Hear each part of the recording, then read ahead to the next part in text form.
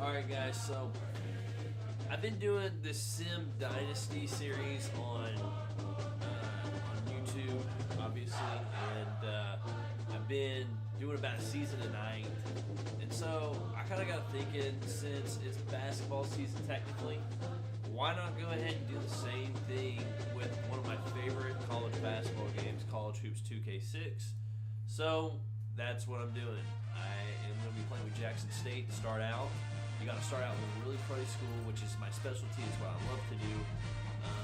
So we're starting out with Jackson State, and we're going to try to build these guys up and kind of go from there. But essentially, we're just simming games, trying to bring these guys into a better standing than they already are.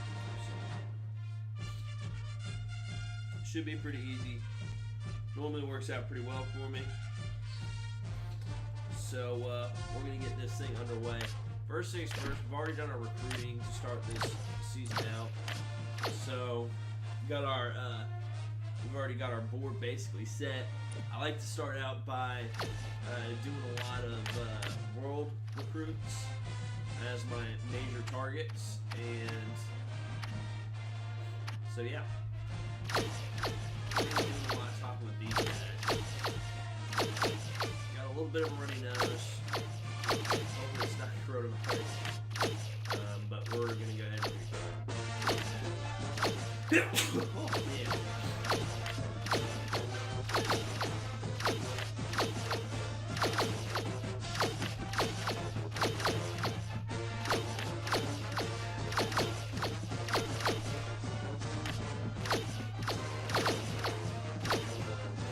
There we go. I'm already redshirted, guys. We need a red shirt, so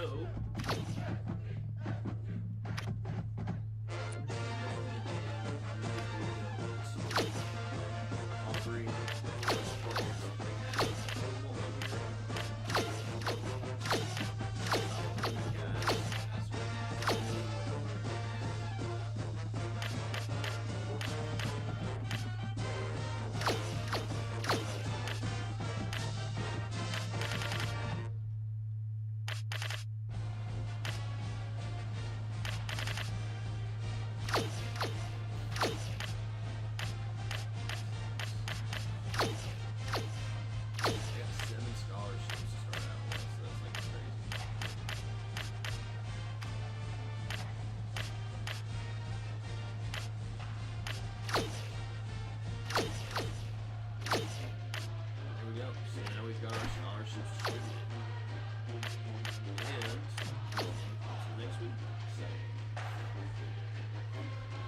This, much like anything else, it's really based off of how you play affects your recruiting, obviously.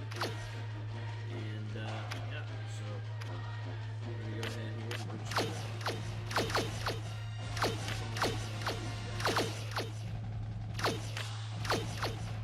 and ideally, what you want to get these guys to is around about 55 to 60%, and then they will normally during the off season. So it's a long play. As long as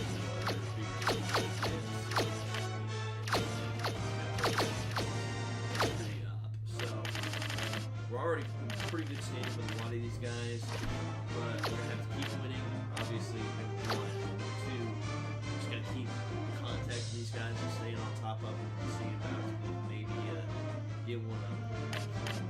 A couple of them, I should say.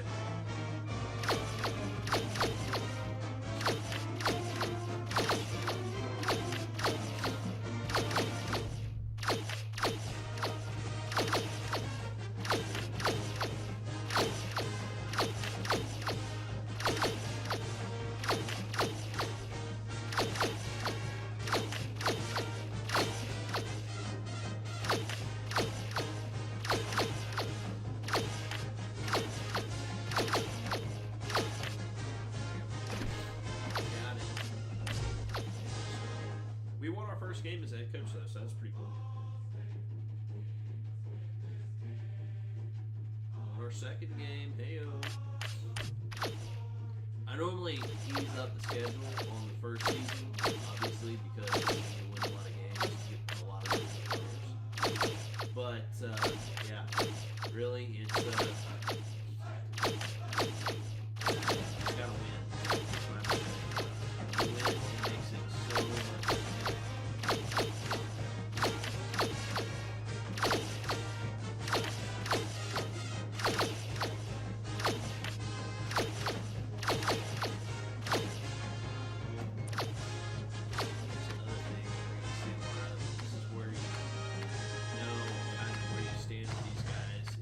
See if you have anybody recruiting them as well. So far, nobody's recruiting them. So that's good for us, but we just have to do it.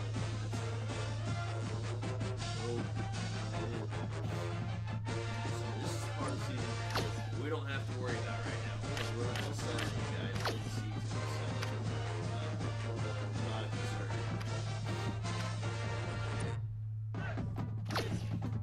And we're just going to keep going.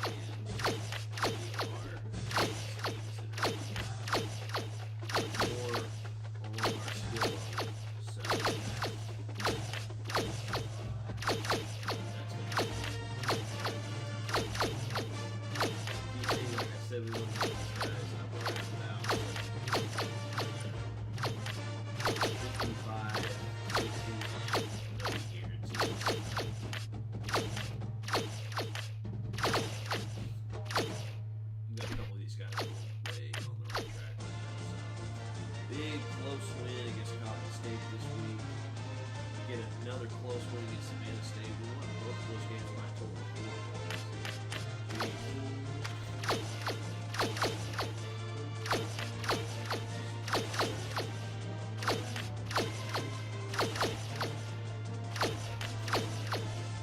It's really fun looking at this.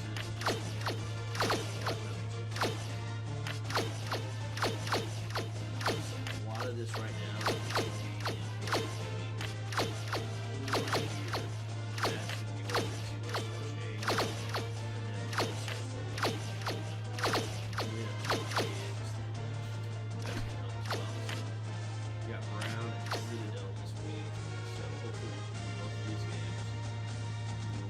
To the Citadel, but we beat Brown, so not great, but not bad.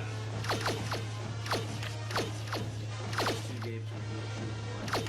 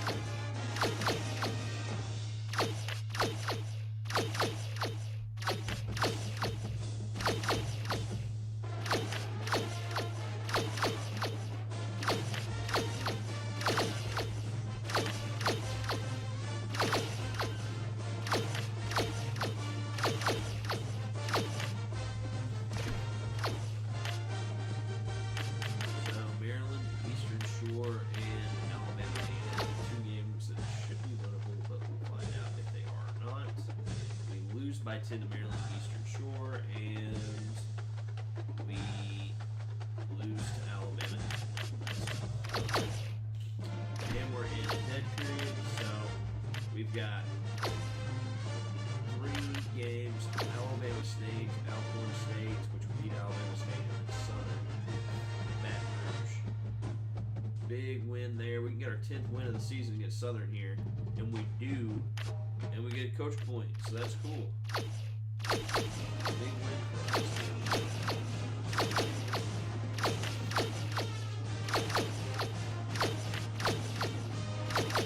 Next goal now is just looking for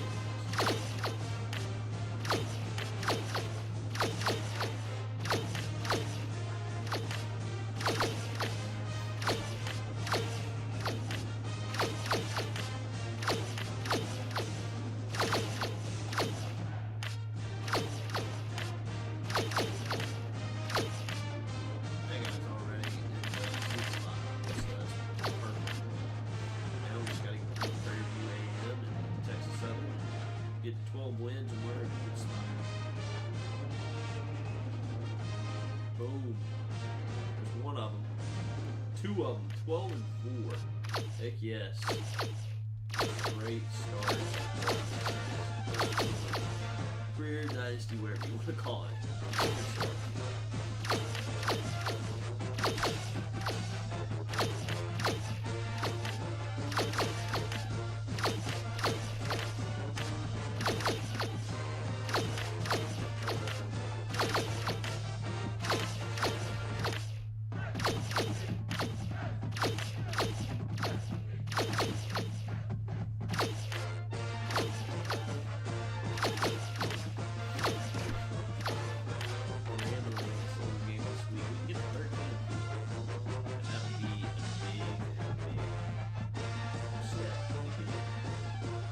Games over our losses, which is another thing that just me personally, I feel like really kind of raises the bar on what we're doing. And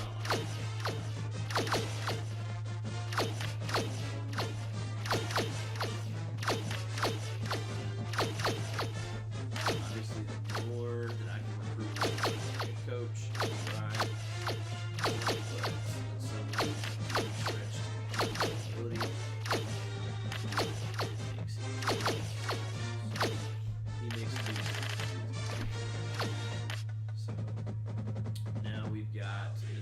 State, I believe. And we've got Arkansas High Bluff. 2 games that should be wins.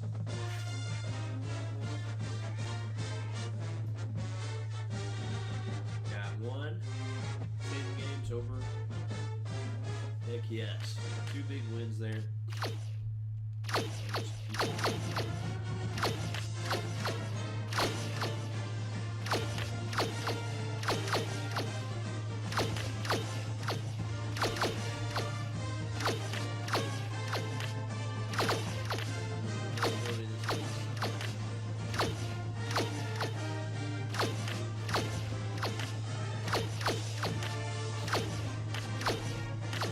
Last thing I want is Diaz guy getting anywhere near my recruit.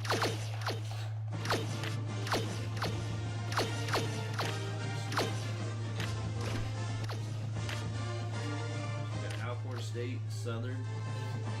Chance to get the 17.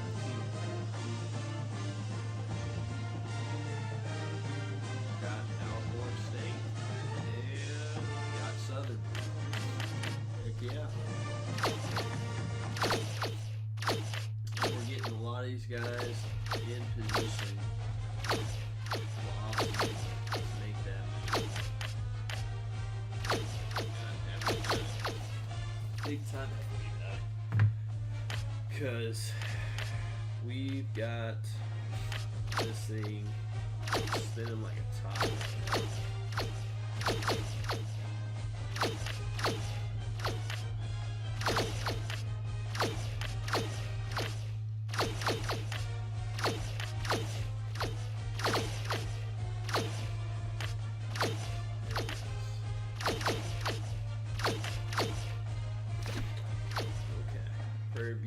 A&M and Texas Southern. 2 games again we should win. feel strongly about that. We should win. And we beat Prairie View A&M, and we lost by 1 to Texas Southern. So we fall to 18-5. And look at this. Look at where we're at as far as this season goes. Number 1 in our conference, RPI.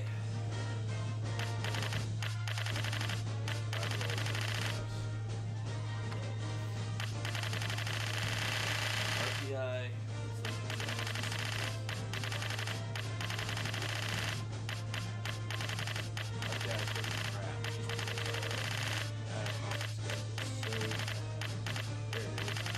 So we have to win our tournament in order to get in. But at the same time,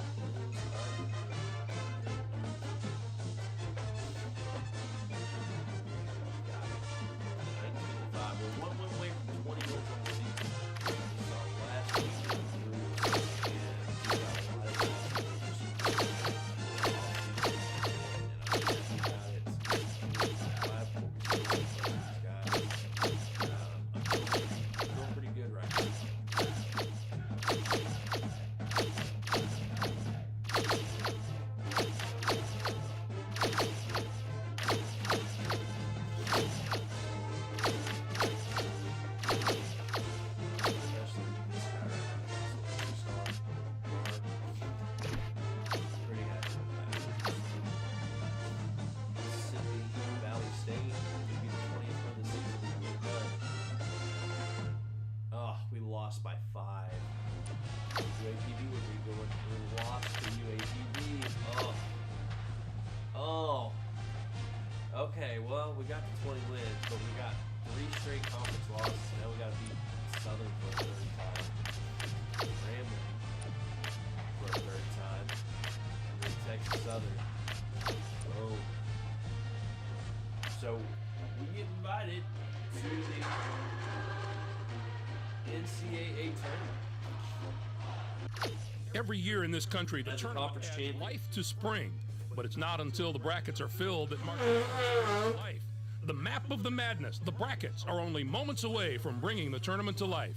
Good evening, everyone. I'm Greg Gumbel. Welcome to the NCAA Championship Basketball Selection Show. I'm joined here at the anchor desk by my partner, Clark Kellogg. All right, get your pencils and your brackets ready. We're ready to bring you the exclusive live announcement of the seedings and the pairings for this tournament.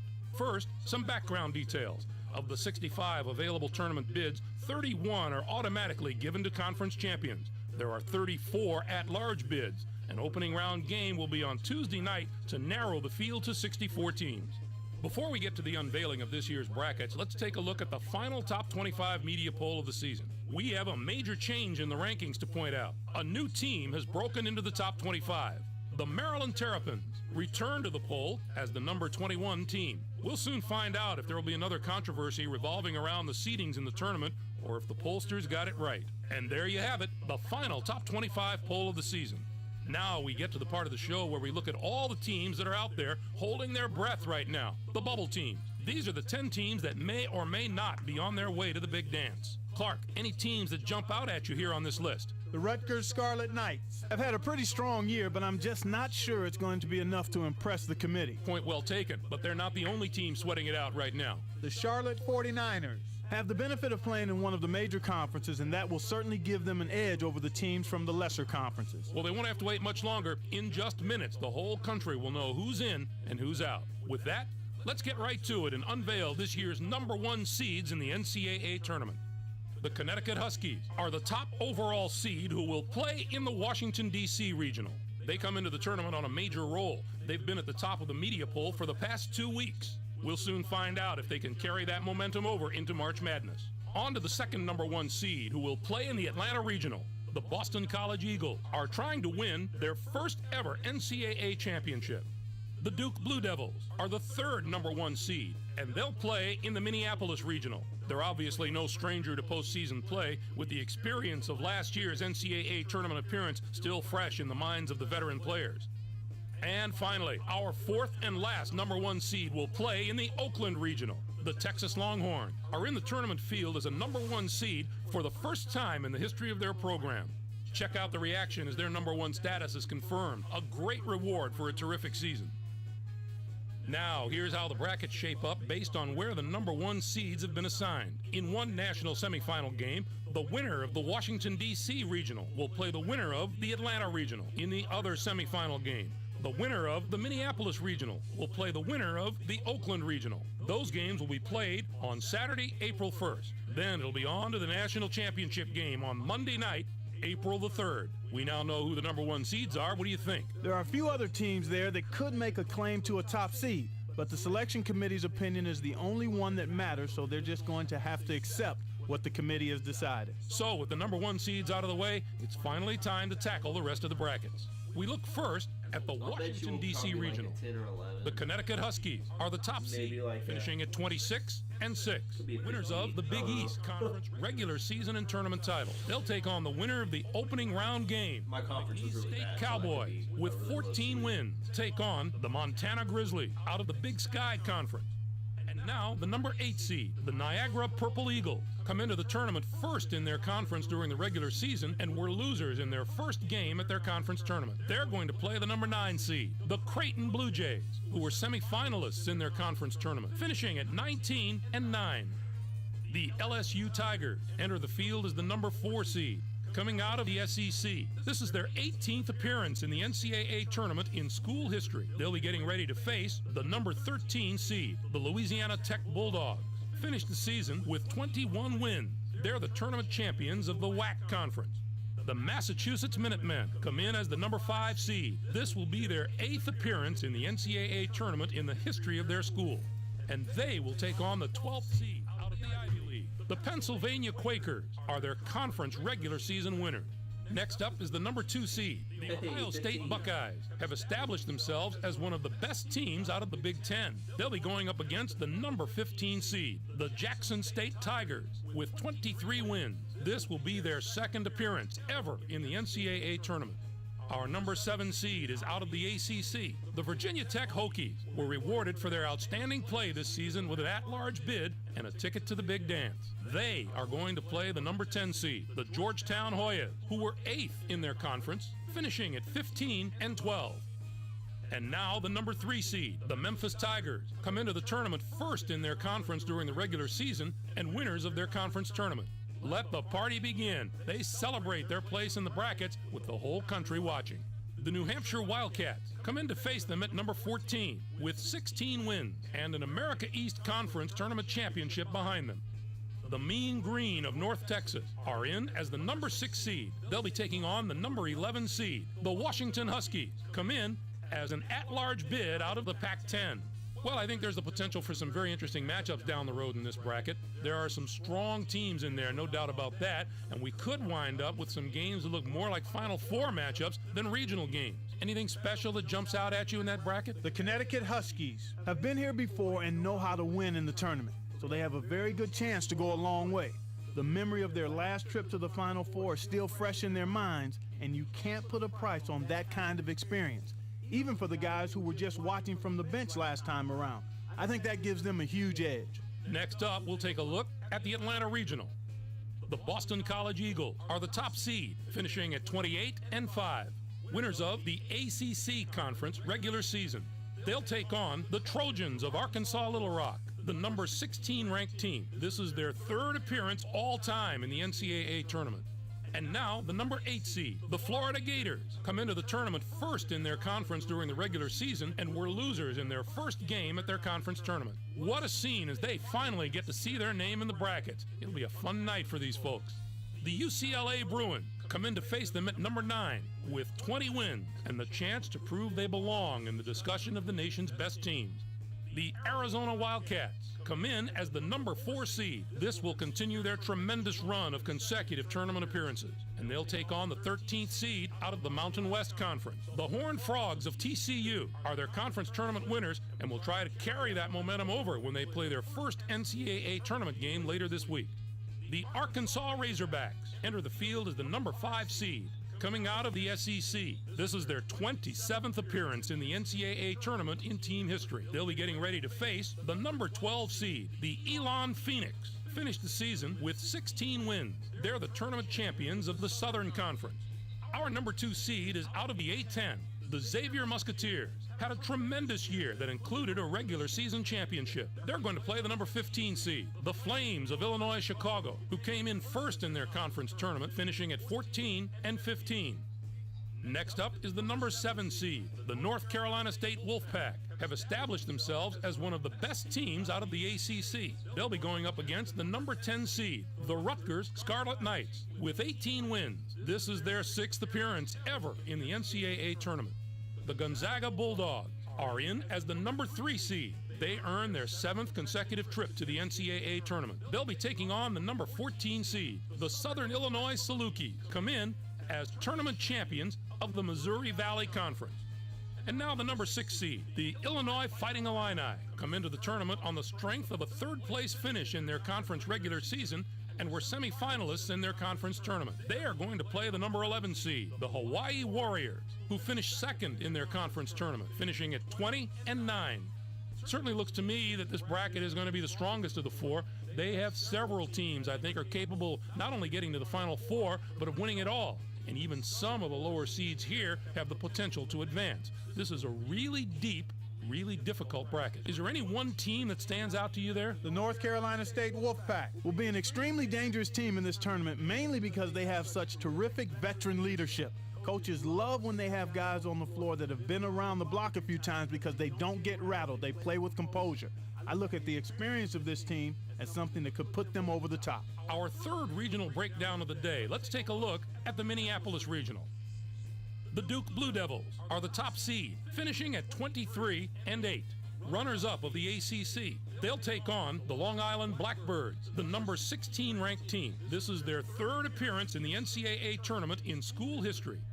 Our number 8 seed is out of the Big East. The Cincinnati Bearcats were rewarded for their outstanding play this season with an at-large bid and a ticket to the big dance. They're going to play the number 9 seed, finishing at 18-11. The Michigan State Spartans enter the field as the number 4 seed. Coming out of the Big Ten, this marks their 19th appearance in the NCAA tournament in the history of their school. They'll be getting ready to face the number 13 seed, the Liberty Flames. Finished the season with 16 wins. They're the tournament champions of the Big South Conference. The Colorado Buffaloes are in as the number 5 seed. They return to the NCAA tournament for the first time in 3 years. They'll be taking on the number 12 seed, the Northern Illinois Huskies, come in as tournament champions of the MAC. And now the number 2 seed, the Wake Forest Demon Deacons, come into the tournament on the strength of a 3rd place finish in their conference regular season and were losers in their first game at their conference tournament. And there are high fives all around back on campus where the celebration has already begun. The Manhattan Jaspers come in to face them at number 15 with 15 wins and a Metro Atlantic Conference tournament championship behind them. Next up is the number 7 seed, the Temple Owls, are the conference tournament champions of the A-10. They'll be going up against the number 10 seed, the Kentucky Wildcats, with 16 wins. They return once more to the very familiar surroundings of the NCAA tournament. And now the number 3 seed, the Villanova Wildcats, come into the tournament 6th in their conference during the regular season and were losers in their first game at their conference tournament. They are going to play the number 14 seed, the UC Irvine Anteaters, who came in first in their conference tournament, finishing at 15-13. The George Washington Colonials come in as the number 6 seed, and they take on the 11th seed out of the ACC. The North Carolina Tar Heels had a fine season, and they make their way into the NCAA tournament as an at-large bid. I'm sure everybody wants to know where to look for potential Cinderella teams. I'd say this bracket is the place. A lot of the lower seeds have the potential to knock off the big boys. If rooting for the underdog is your favorite part of the NCAA tournament, then keep an eye on this one. What do you think about that one, Clark? The Long Island Blackbirds is a team to consider when you're filling out your brackets. They've been through so much this year. Adversity typically helps a team become a championship team. I wouldn't be surprised to see them put it all together over the next few weeks and become the focal point of this competition. The last but definitely not the least regional on the list, we'll take a look at the Oakland Regional.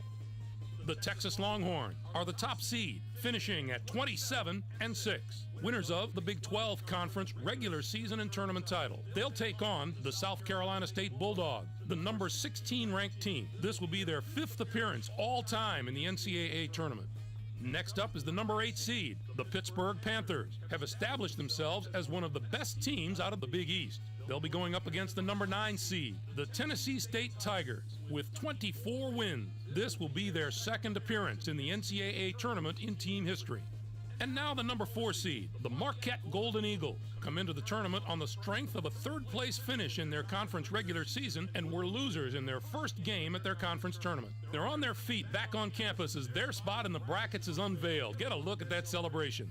The American Eagles come in to face them at number 13 with 20 wins and a Patriot League tournament and regular season championship behind them.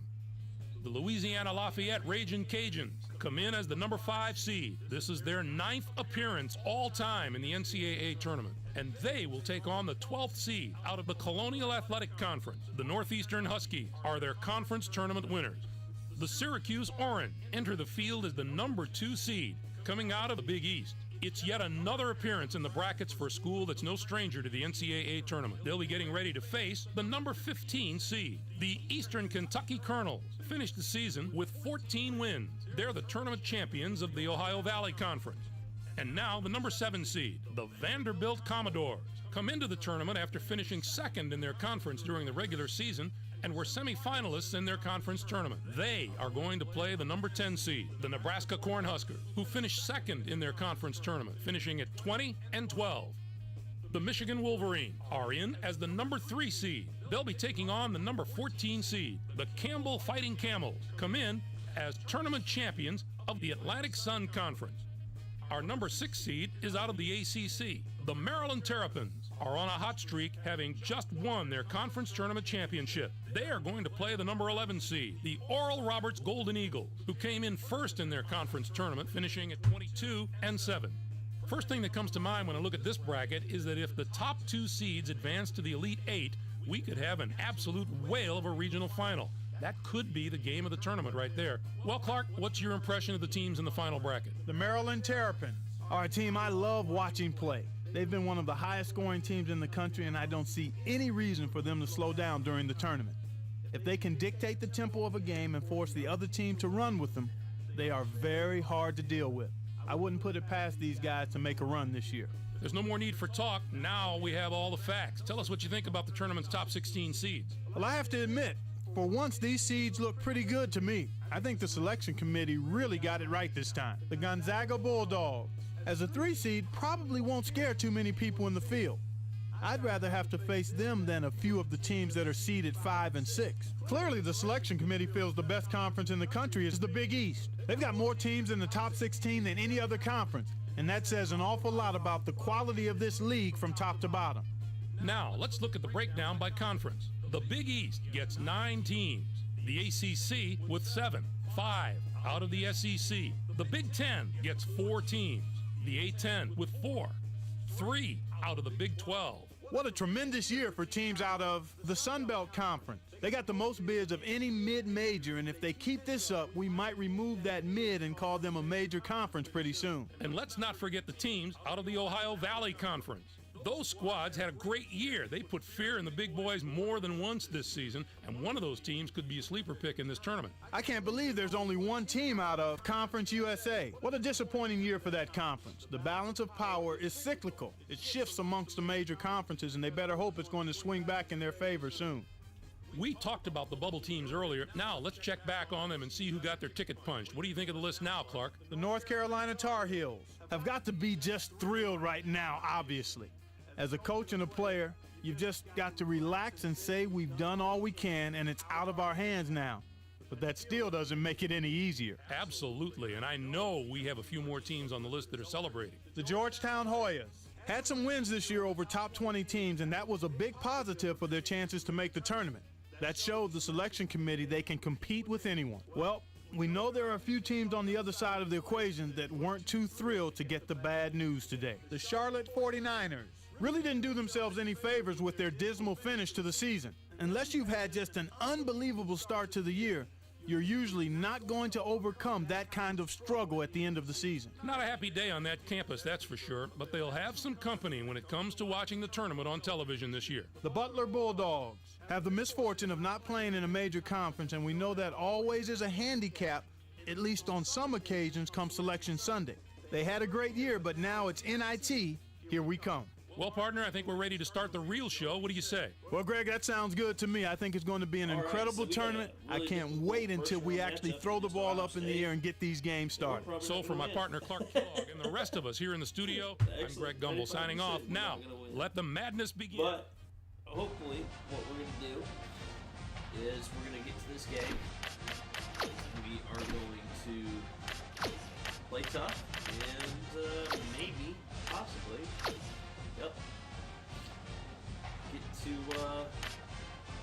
get some big recruits in the offseason. We lost by 14 points, so not bad. Could be worse. It wasn't, but we lose a couple guys on our team that, alright. Hopefully replacing them with guys that are going to be a lot better. And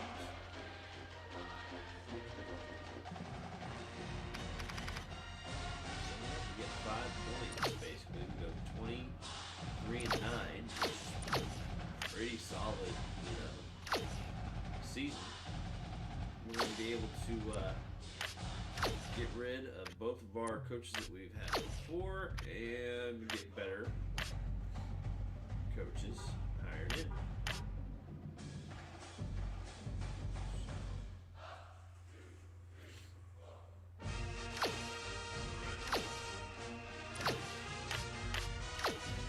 So now we are going to get into off-season recruiting. We've got a lot of guys, I'll tell you, who I feel like we're going to be adding on to the team this year. Really solid. Top 150 is kind of my goal. A lot of my recruiting. And we got a couple of others.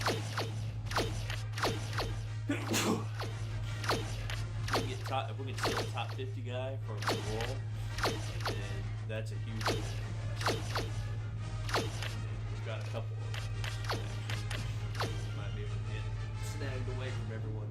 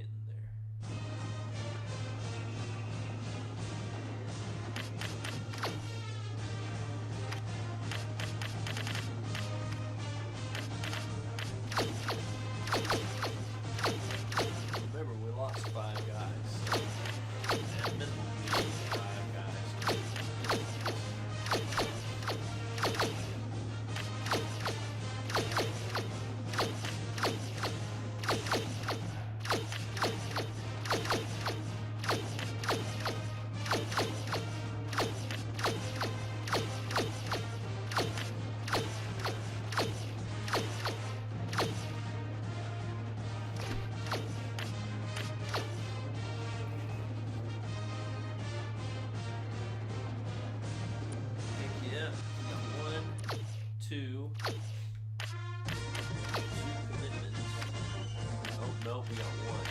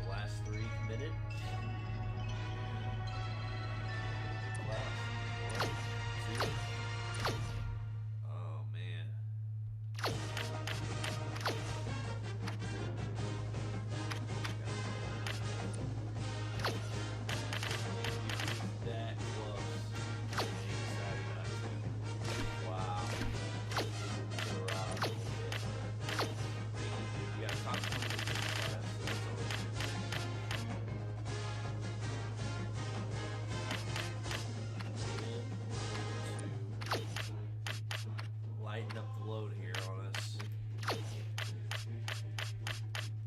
Last thing we want to do is cut it hot. We got a 76 overall team.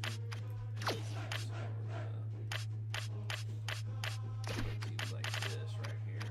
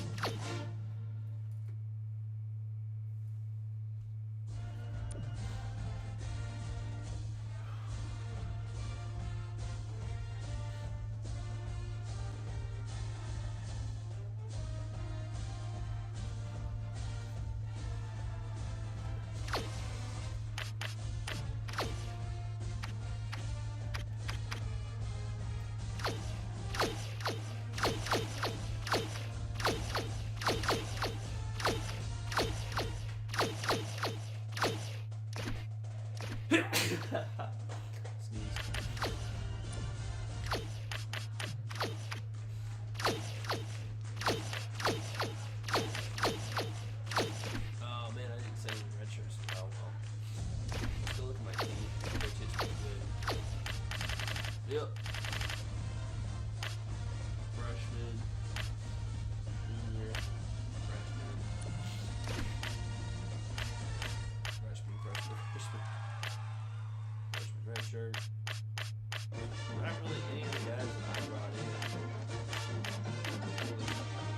I guess I would say that.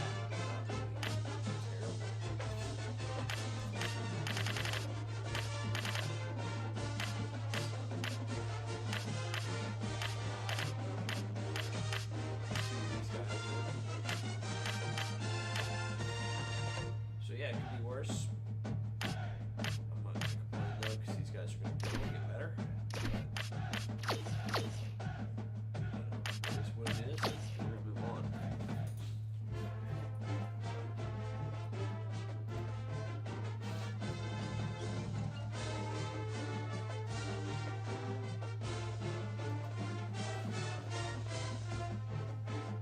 All right.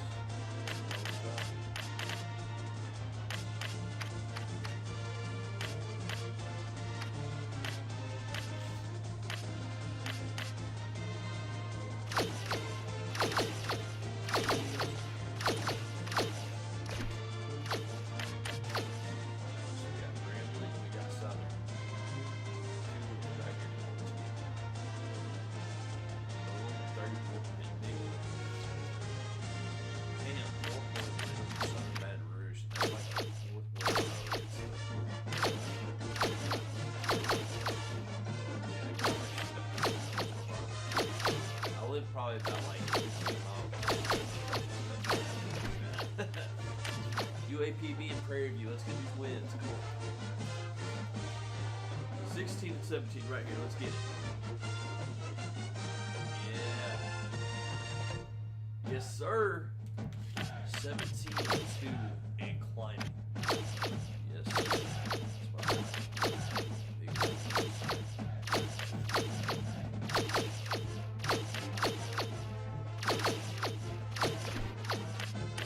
Alcorn State, Mississippi Valley. Let's get 2 more. 19 and 2. Let's get 19 and 2 right here.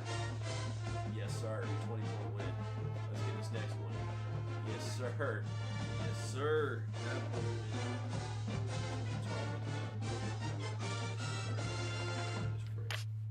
Let's get this right.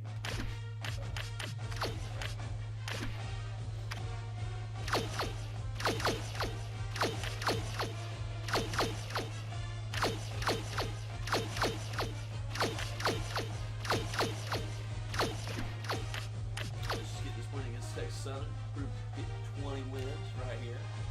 Get to 20. Let's do it. Yes. Nice.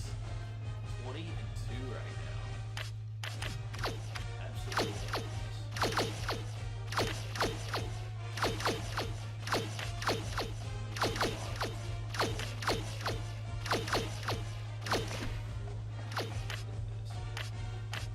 Grambling and Southern again. Let's get these 2 big wins. Let's get 22 and 2. How about that? Plus 20 on your loss. Let's do that. Grambling snake point from us. But we still beat Southern. Get our 5th straight win against them.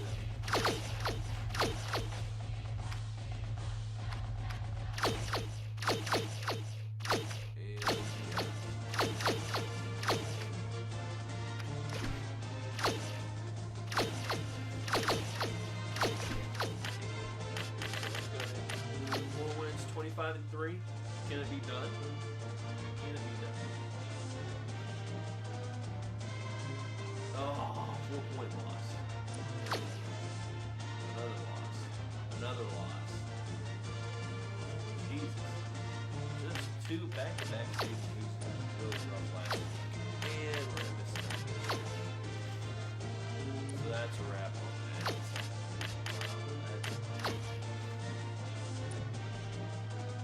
Clearly wins. We were 20 and 2, and we went 2 and 5 in our last couple of games. Got bounced in the first round.